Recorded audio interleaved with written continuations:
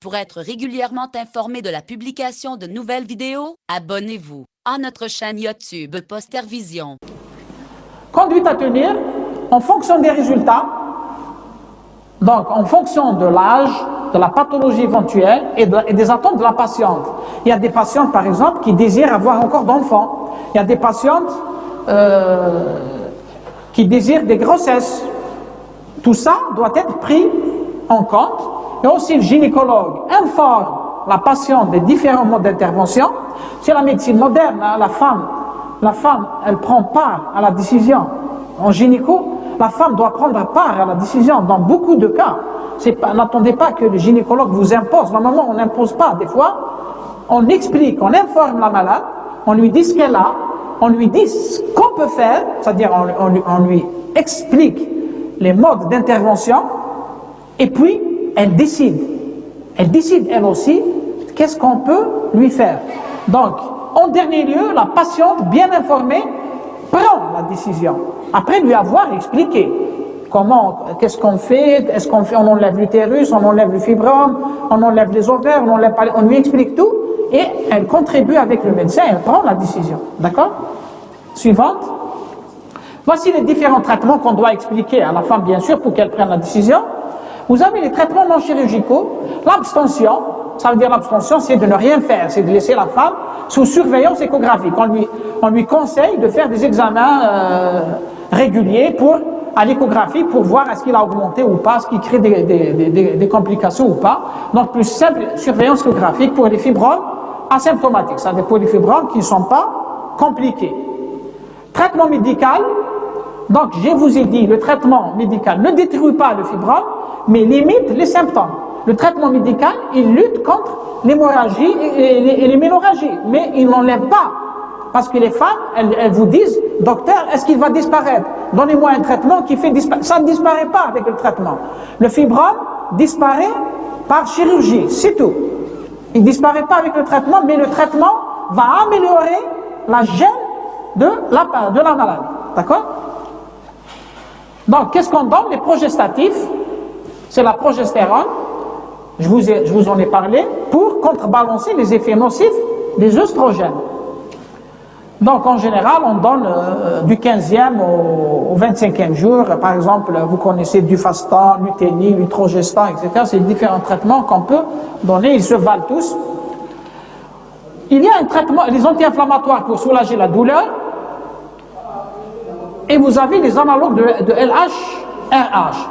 Les analogues de LH-RH, ils entraînent une castration médicale.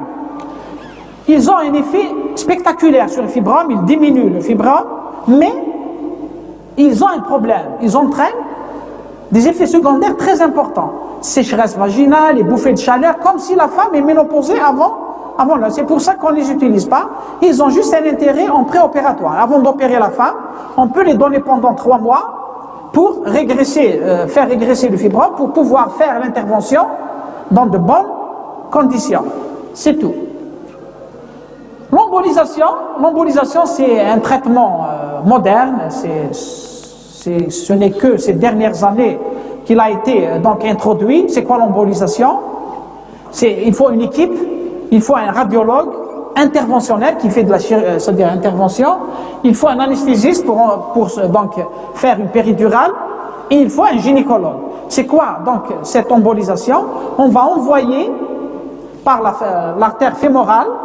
On va ponctionner donc l'artère fémorale, on va envoyer des microbilles synthétiques, c'est des microbilles, on va les envoyer vers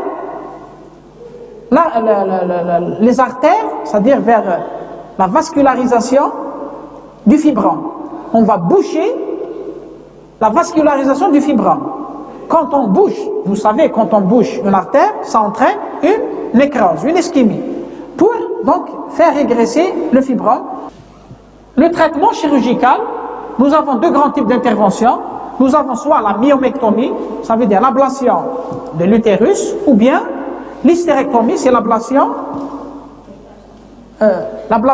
Myomectomie, c'est l'ablation du fibrome en laissant l'utérus sur place. L'hystérectomie, c'est l'ablation de l'utérus. Donc ça dépend des cas. et ça dépend des attentes aussi de... Je vous ai donné quelques exemples. Donc la myomectomie, c'est quoi? C'est l'ablation du fibrome. Soit on fait une hystéroscopie opératoire pour les fibromes sous-muqueux, qui ont moins de 30 mm, myomectomie par voie vaginale pour le fibrome accouché par le col, myomectomie par cœlioscopie. La cœlioscopie maintenant, elle est à la mode dans le monde entier parce qu'elle laisse une petite cicatrice. Il n'y a pas de, la femme sort le lendemain de l'intervention. Elle a beaucoup donc d'avantages que la chirurgie classique, mais elle a des limites. La cœlioscopie, donc le fibrome doit être inférieur à 8 cm et le membre ne doit pas dépasser 3. La myomectomie par lapparotomie, c'est quand le fibrome est volumineux, c'est l'intervention classique que vous connaissez tous. L'hystérectomie, c'est un traitement donc radical et définitif réservé aux femmes ne désirant pas de grossesse et en cas de femmes qui ont des symptômes majeurs, hémorragie, douleur, compression. La voie d'abord, elle peut être vaginale, on peut enlever l'utérus par voie vaginale, on peut enlever l'utérus par cœlioscopie, on peut enlever l'utérus par lapparotomie suivante. Donc en conclusion, c'est une tumeur bénigne la plus fréquente chez la femme en âge de procréer. Environ 50% des fibromes sont asymptomatiques. Seuls les fibromes compliqués, c'est-à-dire douloureux, hémorragiques ou gênants, sont traités. Merci d'avoir regardé cette vidéo. Abonnez-vous et partagez-la sur Facebook. À très bientôt pour d'autres vidéos.